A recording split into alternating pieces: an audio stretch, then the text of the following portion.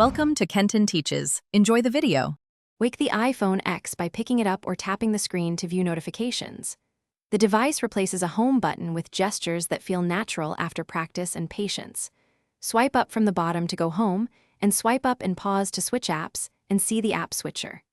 Use Control Center by swiping down from the top right corner to toggle settings and quick tools.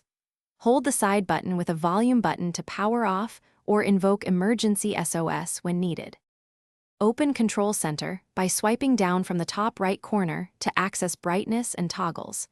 Add screen recording or wallet to Control Center in settings for immediate use when needed.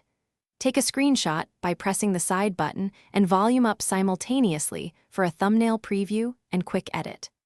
Access the app switcher by swiping up and pausing, then swipe apps off to close them and free memory. Use notifications by swiping down from the top left to manage alerts and replies quickly.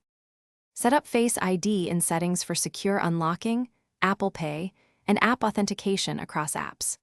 Enroll in alternate appearance and enable attention-aware features for better security and convenience. Backup using iCloud with your Apple ID or backup locally to Finder on a Mac to save photos and settings.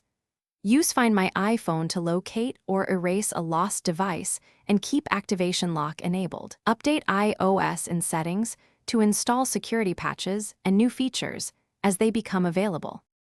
Thanks for watching. Please subscribe if this video was helpful.